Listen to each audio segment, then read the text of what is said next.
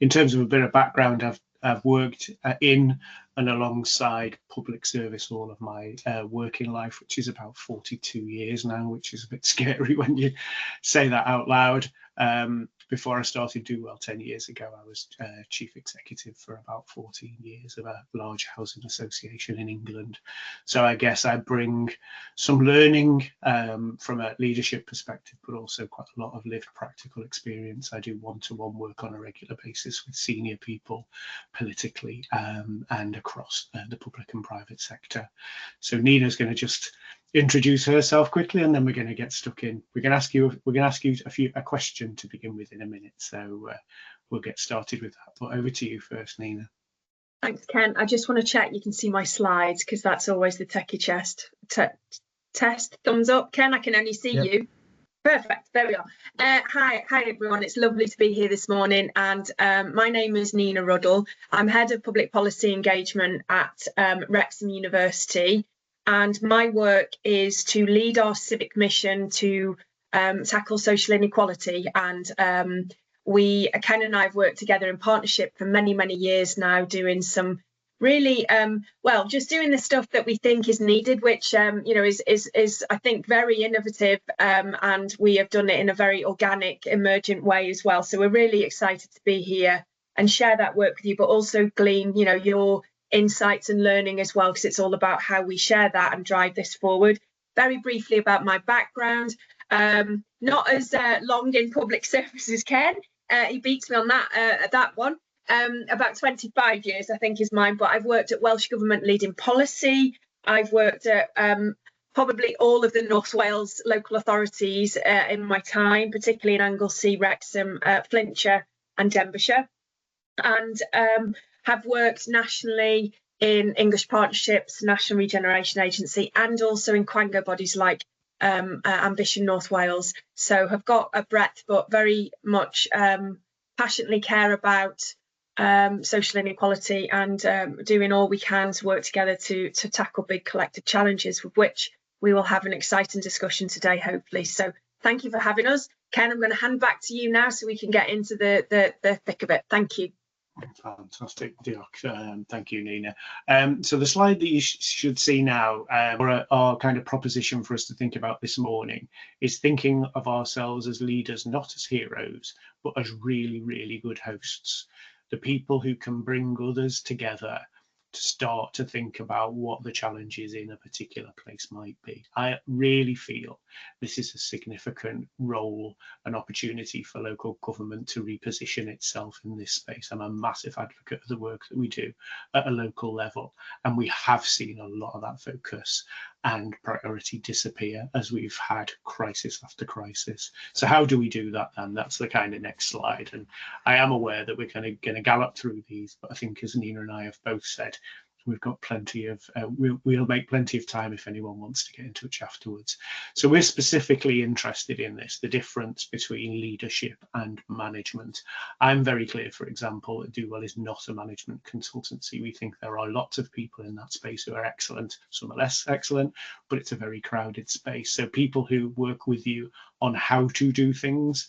I used to hate people coming in telling me what the answer to my organisational problems were without even taking their coat off or asking me what my organisation was. But there is value in that. We're very much more interested, we at Do Well and we at the university, in looking at building leadership capacity across the system. And we've been doing that in North Wales, Nina and I, for probably about 7 years. It feels longer in a good way, but it's probably about 7 years. So we're going to focus on leadership today, which is the next slide, really.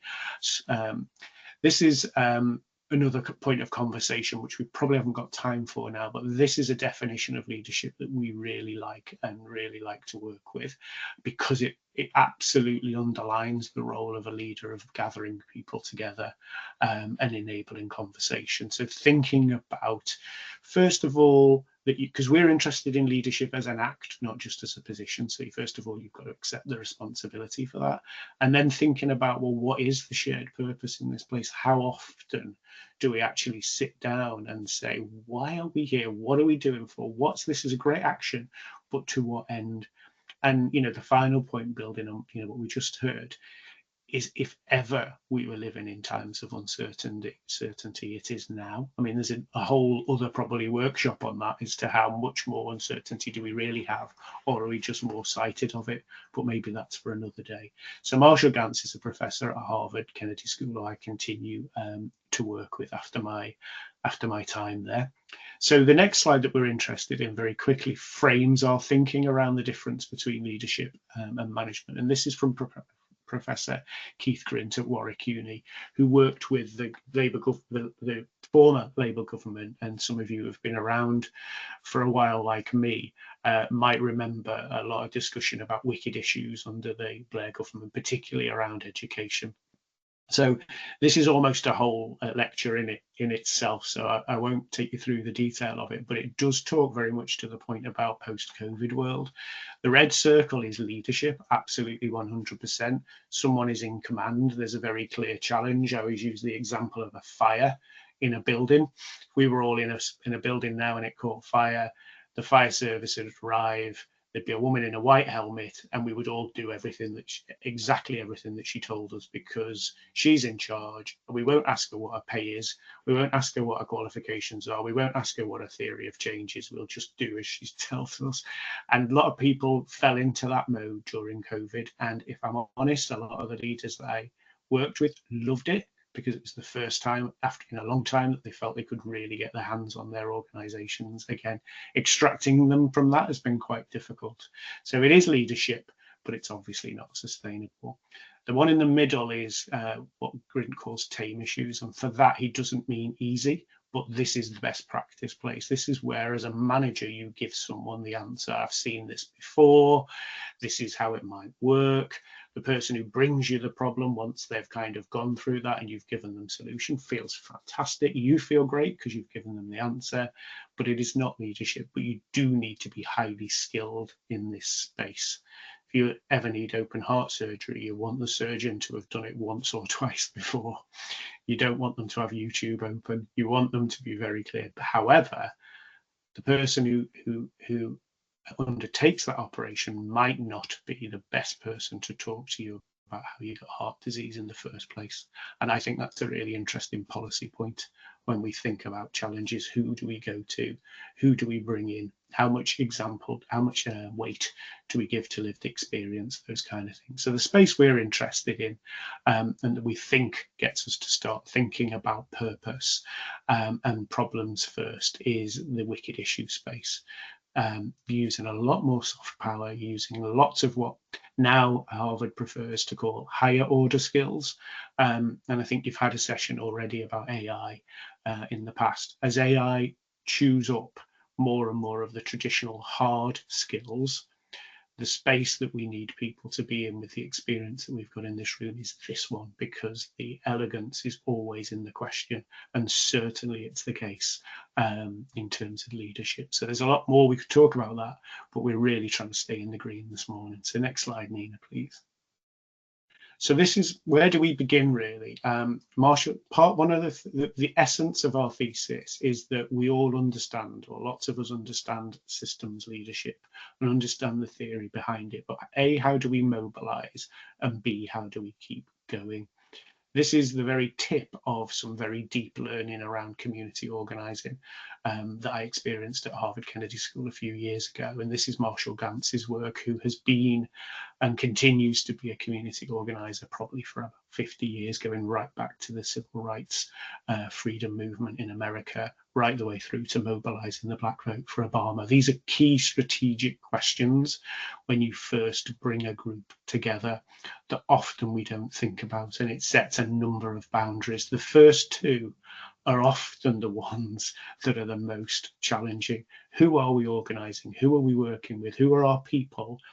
And what do they need? Are key questions that are littered with assumptions. We tend to very quickly want to get into theory of change and our mission.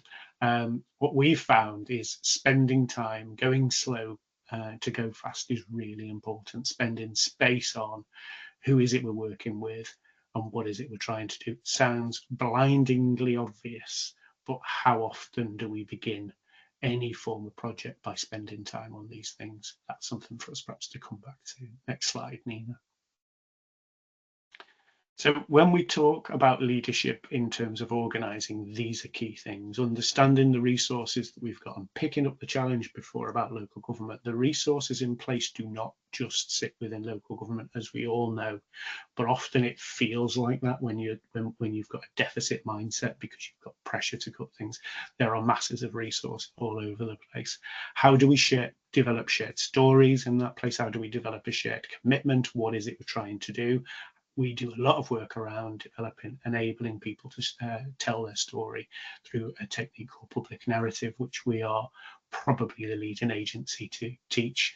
That builds shared relationships by sharing our stories and our vulnerabilities, because we know it's our vulnerabilities and not our strengths that connects us. Enables us then to think about, well, how do we organize ourselves? How do we structure ourselves, either within or beyond our organization? And how then do we develop a shared strategy in a very shared sense of action? You'll recognize how everyone is prefaced with the word shared. This is hard leadership work to get people to collectively. This is why you need ongoing support and collective support from your colleagues and peers, because you're hosting this. And next slide, Nina. This is kind of a big summary, really, again, of one of the core principles of Gantz's work and the work that we've brought to Wales, is that if we are going to bring people together over whom we have no positional power, or even people over whom we do have positional power, if you're wanting to build commitment, because for us, one of the key differences between leadership and management is that management is about building compliance, which is really important. Things need to be safe and done well. But if you're going to bring people together in the long run, we need to build commitment so that people actively want to work with you. And Gantz's work, again, in a very big summary, recognises that to move people to act, we all have different or a combination of motivators. Some of us are motivated by data. We want to see the evidence before we engage, or how much is it going to cost. Some of us are both motivated by our passion. This is just wrong. We need to change this. People are dying. Whatever the language might be, I have lived experience of this. They need to hear some of that. And equally, to move people, there will always be people in the room who go, that's fine. I love the data. I get the story. When are we going to get started? And we need to recognize that when we're building movements for change, we need to continually come back to this and ask those questions. Nina?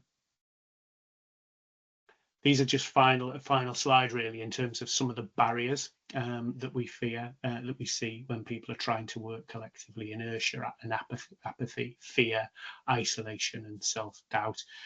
I think at the moment, one of the things that we are really seeing across the places where we work, people who live there and within organisations, is fear. And I think that's leading to all sorts of poor behaviour and poor judgment.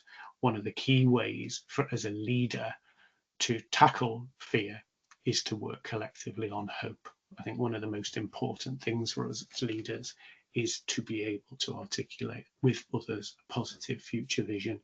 I haven't got time to go through all the others, but we could perhaps come back to that later. So I just hand over quickly to Owen. I know we haven't got long. We took a little bit longer in our discussion, but it felt like we were warming up nicely. So hopefully everyone's okay with that before we move on to Nina to give some practical examples. On this morning. So what I'm going to talk about is in the very whistle-stop tour that Ken has given on systems leadership, and there is a lot. The questions have been amazing, and I think, as you say, we could go on.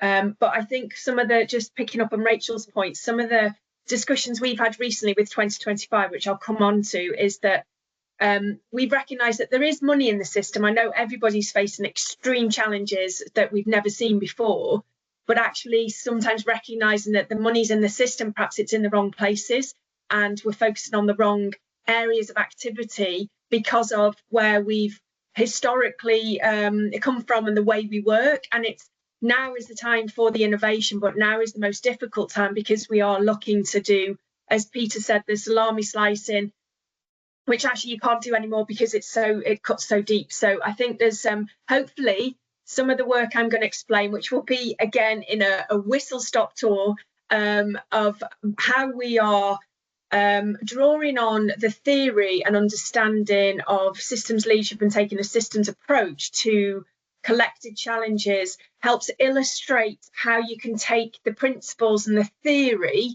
and actually see how that feels and touch it and realise that actually we can draw on all of that and enable these actions, which, you know, for me is, I'm very much a heart and a hands-based person, but I know the evidence and the research is very fundamental to that work as well. So the head, heart and hands is very much part of this.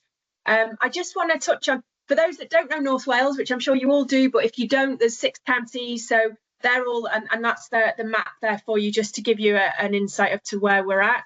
I'm based in Wrexham at the university, as I've said. So the first place I want to start with really is 2025. Now, Ken was the community organiser and the enabler very much of bringing together this community across North Wales. I'm now the new chair of this social movement, and the social movement in a nutshell was set up in 2025 with I think, as every good social movement probably starts, with a few angry people in a pub saying, actually, why on our watch do people die? I think it's now 17 years sooner, because it's got worse, on our watch, even though we work in housing and health and local authorities, and that actually this is our job of work. So what is it? How do we work together differently? And that's where Ken hosted and enabled a discussion with Claire Budden, who was then the chief, then an officer in local government, now Chief Executive Clwyd Allen, and brought together many, many different people just to have that conversation, to focus on what is the key collective challenge, what is the thing that breaks our heart, that actually is the collective challenge, that if we fundamentally understand and unpack that, then actually we can all take our part of the creating the solutions, co-creating the solutions together with citizens at the heart. And you know, we talked about power. We very much are, with the work we've done, is trying to enable the power balance between citizens' voices shaping the future of what we want and need. And that's part of the social innovation I think we enable across the region. So 2025 is, through that conversation Ken enabled, it was about bringing together the collective challenge. Once unpacked, was actually ending avoidable health inequalities is the collective challenge. And it is literally, you take your lanyard off and people come together, and we've got 600 partners across North Wales. We have a leadership team which has got, you know, people coming in and out from all third, public, not private. Well, yeah, we do have some interface with private sector as well, actually, which is really important. But we all come together and host incredible conferences that allow us to, in times when it's really challenging, connect the challenges, work together, but actually get the energy of those people around you, because you're not alone. And I think that is quite a fundamental mechanism that 2025 is very much enabled across North Wales. So it's, as I say, started in 2015. I think I met in 2016. It was the first tweet I ever did, actually, was at an event. So that's how probably long ago it was. So, and I remember sitting there thinking, oh my goodness, I found my tribe. This is why I've got so frustrated in so many roles that I've had, that I've been trying to battle this system and change it, and actually got so frustrated I've moved on and thought, well, I'll go and try it somewhere else.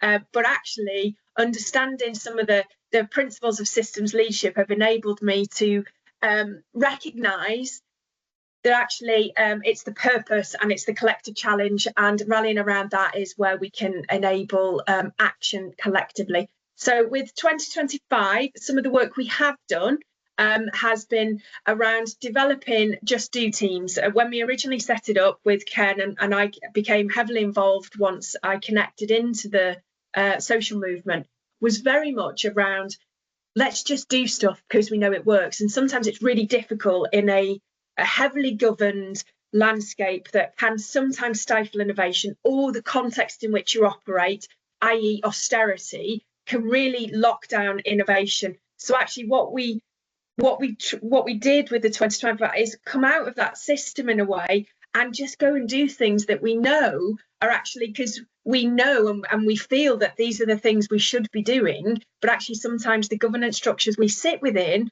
or the system in which we're in, it's really incredibly difficult to enable those things to come to the fruition. So we've done a number of projects, and I'm not going to go through them because clearly we're up against time. But one of the most successful things we did was tackled fuel poverty, and this was way before the cost of living crisis. And Joe Seymour, who led that work, was at Flintshire at the time, local authority, now leads it nationally for Warm Wales as a charity. The work we did with going in and working with community members, particularly in the private sector, social private sector rented accommodation, to support energy efficiency and reduce, getting a bit of extra money in your pocket. But actually what we found was we could have different conversations with those people, which actually enabled them to connect to things like social prescribing that helps their well-being and all of those things. And then as a result of that, Joe's doing an amazing job across Wales now. And I really led with Ken, and this is where our work grew from, co-designing and creating a systems leadership or a leadership program that actually really meets the needs of the partners in which we work with and the communities in which we serve. And we've done that with lots of masterclasses and educated hundreds of people, but more importantly, created a network of connected people that understand the language and understand a place-based approach to tackling big challenges that we are grappling with at the moment. 10 years on, nearly, I am the new chair. I've recently been appointed as the new chair, and we have really taken a shift. The landscape has changed massively, and as a social movement, we are celebrating the fact we are still here, and we are probably stronger than ever in the way that we have enabled and galvanized and mobilized connection and support to tackle health inequalities. And we are launching in 2025, the year of belonging, based on research and evidence from one of our partners in the leadership team, We Mind the Gap, where actually doing some discussions and insight work with young people in Wrexham, we identified that 47% of all the young people we spoke to between 18 and 21 said they don't feel they belong, they're lonely and isolated. And for those of you that work in health, we know that loneliness and isolation is bad for you, smoking 15 cigarettes a day. So actually we've said this is where we are going to focus our energy and efforts on. And in the last conference, we have looked at areas of storytelling, community engagement, systems leadership, private sector engagement, and research and impact to enable action and mobilize around collective action. Because actually when we talk about belonging, we can all have that sense of belonging into a sport or an organisation, a family, a community. So there is some really exciting work that we're taking forward as part of that work. So I'm going to move on, just time checking. So the work I've done since meeting with Ken and working with Ken in partnership for many years now is we've co-created a civic mission within our university, which is very much a focus for Welsh Government and is part of our, I would say, DNA as a university. And we did this in a very different way, and it was because of the nature of understanding that we had to work across whole systems as an anchor institution to make that difference. And I think Ken refers to it really well, that we are a host and we're not a hero. And I think one of the things that we can do is sort of having less skin in the game to a point is we can accept the mess and we can allow people to unpack that, to connect to others that are in the same challenges, but also give that hope and optimism and engage citizens in that, in the way that we work, so that their voices shape the future, but shift the balance of power, which I know we've just sort of touched on with Emma's comment before. So our civic mission as a university has been growing emergent and organic in a really messy but beautiful way, I think is the way I describe it. And the way that we created our civic mission was to really engage with the partners, with communities, through stories, through understanding evidence, understanding data and insights, triangulating them across the framework and legislation we have in Wales, particularly the Wellbeing of Future Generations Act, and very much around the 5 ways of working and how we enable them, and reflect almost, and some of you may have heard of things like the inner development goals, which the United Nations have also worked on, to say that actually how do we understand our story and our narratives to enable us to work together with others across systems to actually tackle root causes of these wicked issues that we're facing. Through all of that work, we have got a co-created civic mission, which is to tackle social inequality across North Wales. I can share lots more work and insight into our work, but I'm just going to give you a very whistle-stop tour of the number of projects that have actually grown from really articulating that challenge clearly and really engaging truly with partners as well as citizens into that space. So why do we focus on social inequalities? Because there's a number of reasons, but many of you will know, with the child poverty strategy just being launched in Wales as well. The reason I do this work is that I'm from Flintshire and I'm a child from the 162 decile there, and I was a child that grew up in relative poverty. And you know, in our space in Wrexham, there's like 6,000 children and young people in each of those areas, and a huge number across the region. That actually this is why we do the work we do, to create that level playing field for young people to have the opportunities to have prosperity, to grow and to be well and to be connected into their communities. Some of the data there, again, I won't go through it in massive detail, but it will give you a flavour. Many of you will be aware of this. I've already mentioned the 47% of young people feeling like they are lonely and isolated, which is a huge challenge that I think, you know, is potentially the next pandemic that we'll be facing. And the World Health Organization have declared, you know, a global concern for that. We have got, with life expectancy, it's getting worse and worse, where, you know, people in more deprived communities have 17 years shorter life and more illness in that time as well. And this costs, that's probably a really conservative amount, a significant amount. For me, it's not about the money, but it is about the money as well. So we have to balance, we've got, you know, ensuring that there's health in order to drive wealth and prosperity as well.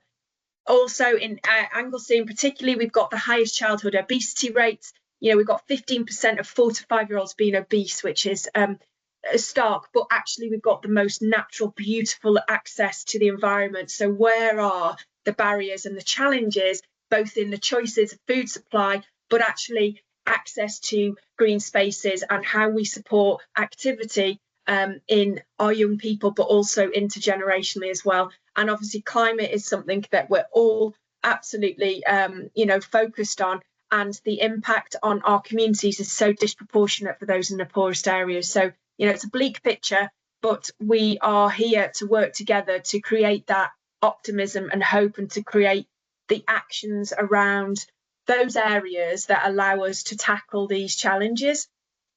So when we engaged in those conversations with many leaders and drew on lots of the storytelling work we did with communities, we looked at 3 core areas of activity where we focus our energies, our innovation and our approaches around leadership, governance and whole systems working, building community resilience and keeping well. And what I'm going to do is give you a little bit of a whistle stop of those areas of work and the activity we're doing to enable us to work and mobilise action around systems leadership and the way we connect.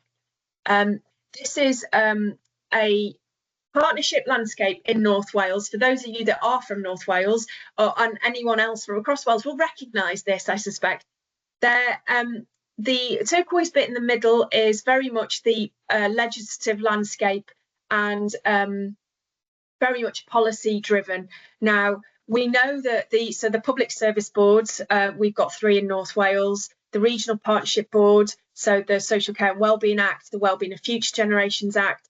We have Ambition North Wales, which is similar to the Cardiff City region, and then merging, and which will be evolving into the corporate joint committees as well. Now, this is an incredibly complex landscape, which actually we're all trying to do similar things, looking at well-being, yes, on different demographics or different areas of communities, but actually we're all trying to work in that same space. So when I say there's money in the system, there is money in the system, but actually is it going into the right places and spaces? So there are big questions around that, which again we can't unpack in this discussion.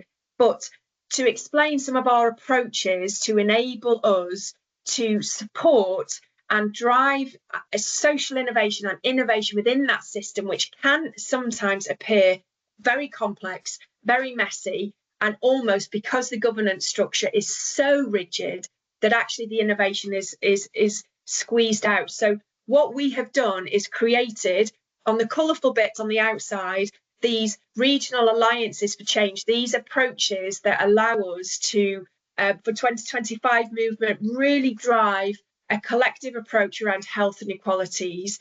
Our civic mission has enabled the North Wales Public Service Lab, which Ken has talked about. That is our space where we can work together as a physical and virtual space to bring together learning through our systems leadership programme, and which we co-create with partners and then deliver.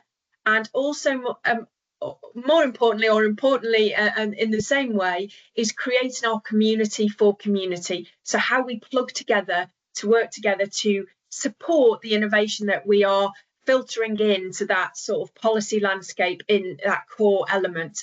And that is, for me, is very much about capacity, capability and confidence, and almost the energy to plug in. So these all are interconnected.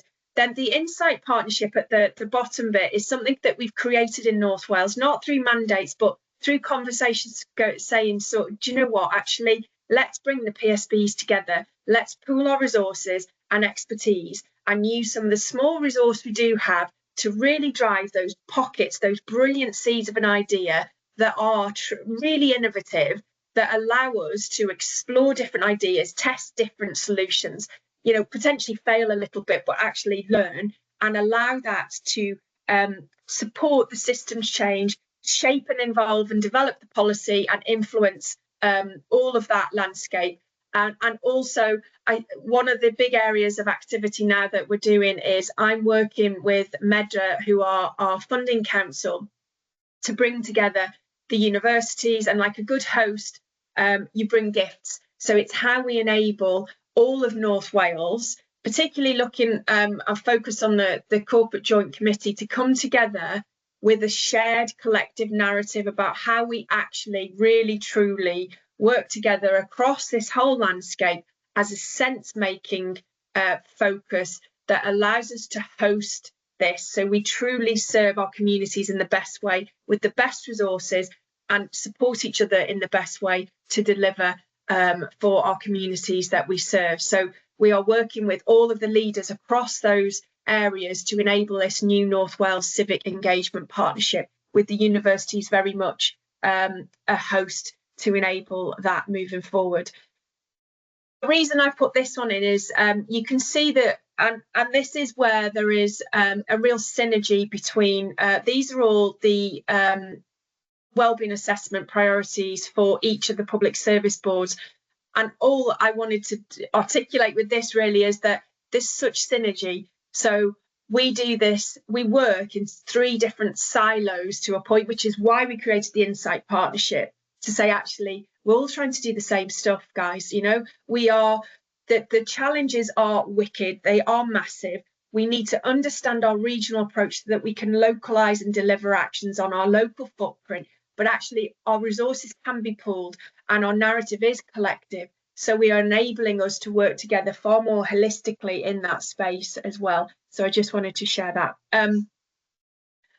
This I did say it was a whistle stop, so hopefully you're still with me. But the North Wales Insight Partnership is, and this is where I talk about some of the really innovative things that have been so exciting, where we've engaged Ecclesia Wellbeing Zine, we've engaged our students to design a zine that captures all the wellbeing assessments across North Wales, so we can have conversations with our communities that is really engaging and exciting.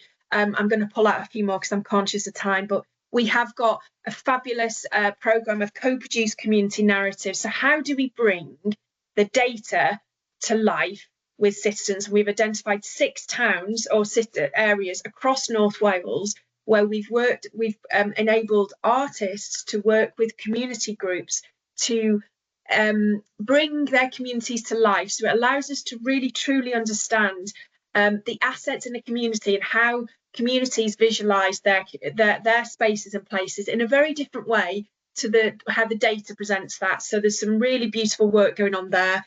Trauma-informed community practice. We've done some really incredible work with citizens analysing data around climate change as well. And we are doing a Future Leaders programme with young people and creating a Tomorrow's Changemaker programme across all of North Wales with Year 8 students to really enable our young people to connect to local challenges and work with public and private sector to create the solutions. And that's about educating them in systems, leadership, change, AI. So we are working in many, many different ways to do this. And I call the Insight Partnership, with those of you that are in the PSB, it can be really challenging. I'm the Vice Chair of Wrexham and Flintshire as well. It can be really challenging to collectively have projects that are delivered, whereas actually the Insight Partnership and what we've created is the engine room and allows us to innovate and then allow that to support the public service boards going forward. Again, I'm very conscious of time, so I'm trying to rattle through. The Community for Community, this was a virtual minutes that we did with 12 leaders coming together to say 5 minutes, tell us what your challenge is, and we captured it in this approach. And that very much drives our community for community, and we connect and we host events and we share the learning and lead and work together. One of the things we have done with many partners as well through our Systems Leadership and Changemakers programme is created a North Wales systems change model, if you like, which is constantly evolving. You know, one of the things is that actually this is live, we are changing, and you know, the agility and responsiveness and being actively listening allows us to evolve a model that is constantly responding and changing to the needs of our communities, and actually how we listen and understand stories within the systems in which we operate, which is again work that we're leading across North Wales. I'm not going to go through this, but the other area with many in the partnerships landscape, the PSBs, I found some funding to do a pilot because young people were telling us that actually we need skills outside of the classroom. So we created a pilot with Wrexham and Flintshire in 2022. Then we got even more funding, which was very successful. We've just rolled out to 51 schools a North Wales pilot, and it's effectively really trying to level out that playing field for young people and those around communities, around schools, to drive the community assets to connect into schools, so we can support our young people, we can support intergenerational learning, and we can really enable young people to get a love of learning that's outside of the classroom in our cultural community, local areas. And it's been an incredible journey. We've got a research impact report that's just been done, so we can share that. We're doing a lot of work with Ken, particularly around stories and how we use storytelling as a method to capture what matters most to our citizens and to put that at the heart of our decision making, which is very much about shifting balance of power. 100 Stories project, it's a Bevan Commission one, it's in partnership with the Health Board, and it's about young people that have transitioned from CAMS into adult services and their experiences, and it's their parents and it's the professionals. So you see it from all the different lenses, and then we work together to share those and actually use that to change the system, to improve the system. And we've got a long journey to go with this, but it's a really exciting piece of work that will inform a lot going forward.